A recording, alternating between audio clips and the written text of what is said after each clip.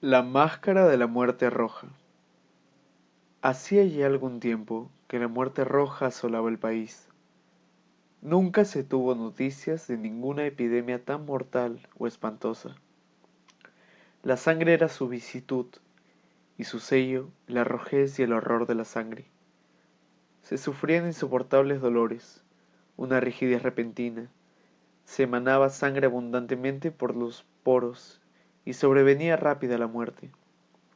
La aparición de unas manchas de color escarlata en todo el cuerpo, y especialmente en la faz de la víctima, era el fatal anuncio de la peste, que aislaba al infeliz de todo socorro y simpatía de su prójimo.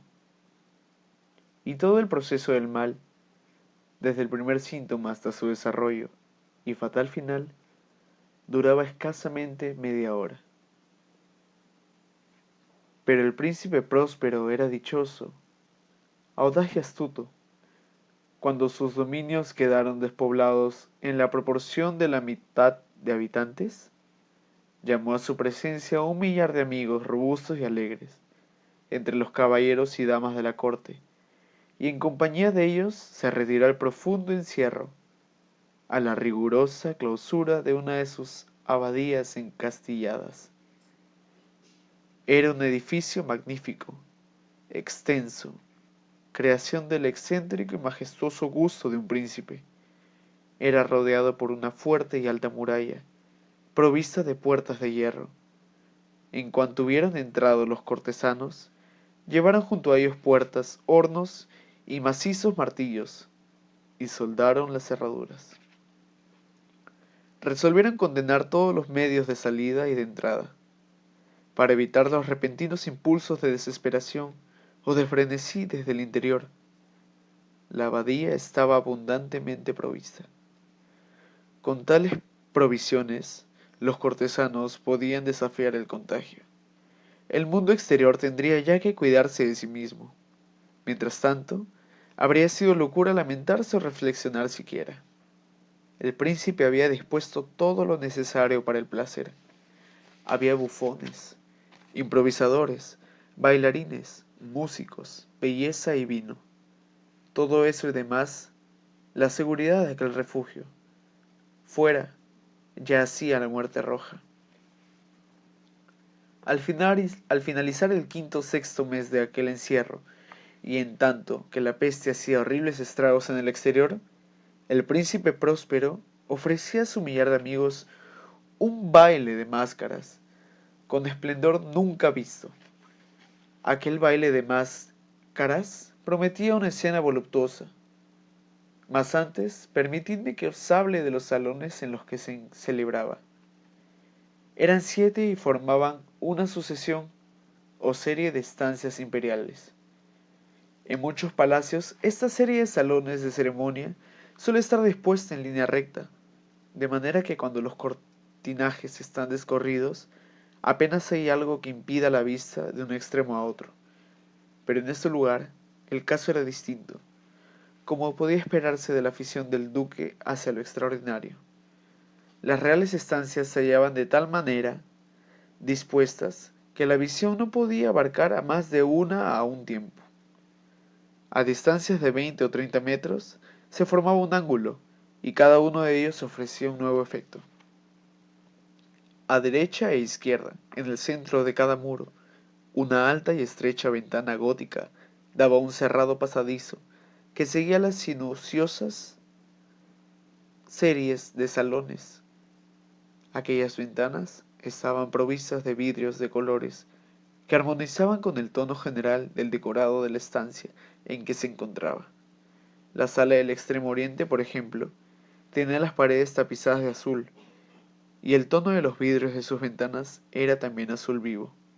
La sala próxima era de color púrpura en sus adornos y tapices, y allí los vidrios de las ventanas tenían también el tono purpúreo. La tercera sala era verde, y de igual tono las ventanas. Los muebles, adornos e iluminaciones de la cuarta eran de color naranja.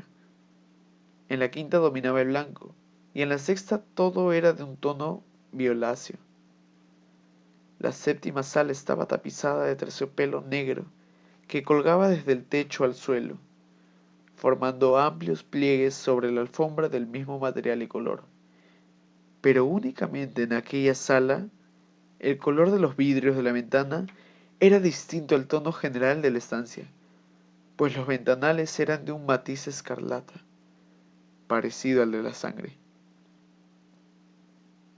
Téngase en consideración que en ninguna de las 7 salas había lámparas o candelabros. En cambio, en los corredores que seguía la sucesión de salones y frente a cada una de las ventanas, se ven dispuestos enormes trípodes que aseguraban grandes teas, cuya luz se proyectaba sobre los vidrios de las ventanas que iluminaban así los salones. Naturalmente, eso producía una serie de extraños y fantásticos efectos. Pero en la sala occidental o extrema, la luz roja que se proyectaba entre las colgaduras negras era tan espectral y producía un aspecto tan raro en las personas que allí entraban, que pocas eran las que se atrevían a hacerlo. En aquella sala también, y adosado a la pared occidental, se veía un gigantesco reloj de ébano. Su péndulo oscilaba de un lado a otro con apagado y monótono ruido. Y cuando el minutero había completado la vuelta a la esfera y se disponía el mecanismo a dar la hora, surgía de los broncíneos pulmones del reloj un sonido claro, fuerte, profundo y en extremo musical, aunque de una nota tan enfática que cada hora los músicos de la orquesta se veían obligados a interrumpir momentáneamente en su tarea para oír aquellas campanadas. Y así los valsicistas habían de cesar a la fuerza en sus evoluciones, y se creaba un leve desconcierto entre aquellas festivas reuniones. Además se observaba que mientras se oían las campanadas de reloj, los más atrevidos palidecían y los más ancianos y apacibles se pasaban las manos por la frente, entregándose momentáneamente a la reflexión y la meditación. Pero cuando ya se habían apagado los ecos, surgía una alegre carcajada entre los invitados. Se miraban los músicos y sonreían, como burlándose de su propia nerviosidad y confusión, y hacían votos, en voz baja, de que a la próxima hora las campanadas del reloj no les causarían la misma emoción. Mas en cuanto habían transcurrido otras 60 minutos, que contienen 3600 segundos del tiempo que vuela, volvía a sonar el reloj, y nuevamente reinaba el mismo desconcierto, igual temblor, y la misma meditación que antes. Pero a pesar de todo eso, era una fiesta alegre y magnífica. Los gustos del duque eran muy especiales. Tenía muy buen acierto para los colores y los efectos. Desdeñaba el decorado impuesto por las modas. Sus planes eran atrevidos y grandiosos, y en sus concepciones brillaba el esplendor más bárbaro y magnífico, hasta el punto de que muchos le hubiesen creído loco. Pero los que componían su séquito sabían bien que no lo estaba, y era necesario oírle, verle y tocarle para convencerse de su buen juicio. En gran parte había dirigido las instalaciones de los adornos móviles de las 7 salas con ocasión de aquella gran fiesta, y su propio gusto personal y director había dado carácter a las máscaras. Todas ellas eran grotescas. Había allí mucho resplandor, mucha ironía y algo fantasmal, según se ha visto más tarde en Hernani. Había figuras arbacescas con miembros inapropiados y adornos chocantes. Se veían delirantes fantasías, como propias de los locos. Había muchas cosas hermosas, otras extravagantes y lascivas, algunas raras, otras terribles, y aún unas pocas eran capaces de excitar la repugnancia. Por los 7 salones circulaba aquellas máscaras, constituyendo una multitud de sueños, y estos parecían retorcerse por aquellas estancias, tiñéndose con los colores de las diversas salas, y haciendo de modo que la extraña música de la orquesta adquiriese la apariencia de ser el eco de sus propios pasos. Nuevamente resonó la hora en el reloj de ébano, que se hallaba en la sala tapizada de terciopelo. Entonces, por un momento, todo pareció tranquilo y silencioso, excepción hecha de la voz del reloj. Aquellos ensueños quedaron por un instante inmóviles y como petrificados, pero en cuanto hubieron muerto a lo lejos los ecos de las campanadas, que los asistentes a la fiesta escucharon en silencio, resonó en la sucesión de salones una leve y apenas contenida carcajada. Otra vez se escuchó la música. Los ensueños recobraron vida, yendo de un lado a otro más alegres que antes, y tiñéndose con los colores de las luminosas ventanas, a través de las cuales pasaban los rayos de luz procedentes de los trípodes. Pero a la sala más occidental de las 7, ninguna de las máscaras osaba entrar, pues la noche moría ya, y allí penetraba una luz más roja, a través de los cristales de tono sangriento, y aquel cuyo pie se aventuraba sobre la negra alfombra oía procedente del inmediato reloj de ébano una campanada apagada más enfática y solemne que cualquiera de las que cegaban a los oídos de quienes se divertían con los placeres remotos de las restantes salas. Mas éstas se hallaban densamente ocupadas, y en ellas latía febrilmente el corazón de la vida. La fiesta continuaba con los movimientos giratorios de los que bailaban, hasta que por fin empezaron las campanadas de la medianoche en el reloj. Entonces cesó la música. Según ya he dicho, se interrumpieron las evoluciones de los valsicistas y hubo una desagradable quietud en todas las cosas. Corno antes ocurriera. A la sazón habían de sonar 12 campanadas en el reloj, y así quizá fue como durante aquel rato más largo se intensificó la sensación penosa entre los que se divertían. Y así también, tal vez, antes de que se hundiesen definitivamente en el silencio los ecos de la última campanada, muchos de los individuos de la multitud tuvieron ocasión de advertir la presencia de una figura enmascarada, que hasta entonces no había llamado la atención de nadie.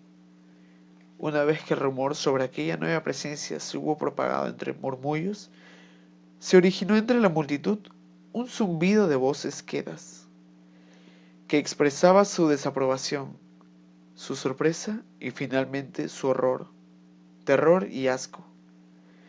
En una reunión de fantasmas como la que he descrito, ya se puede imaginar que ninguna aparición ordinaria hubiese podido excitar semejante sensación.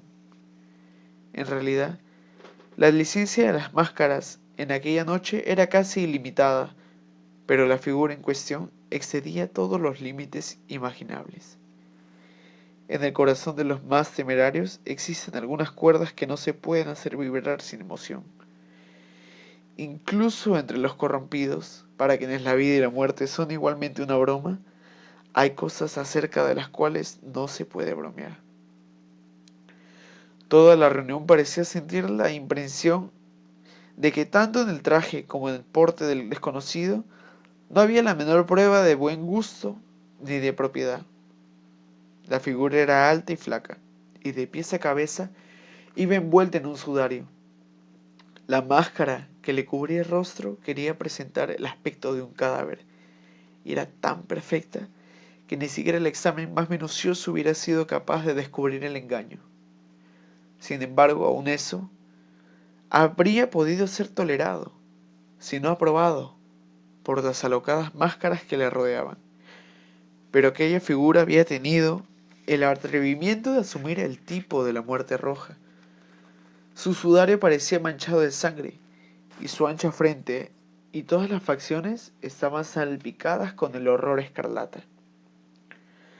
Cuando los ojos del príncipe próspero se fijaron en aquella imagen espectral, que con lentos y solemnes movimientos, como para representar mejor su papel, iba de un lado a otro, entre las valsicistas, sufrió en el primer momento una convulsión y un temblor intenso, ya de temor o de asco, pero casi inmediatamente se congestionó su semblante de rabia. ¿Quién se atreve? Preguntó con voz ronca a los cortesanos que le rodeaban. ¿Quién se atreve a insultarnos con esta burla blasfema? Cogedle y arrancadle el antifaz, para que podamos saber a quién habremos de ahorcar en las murallas al salir el sol.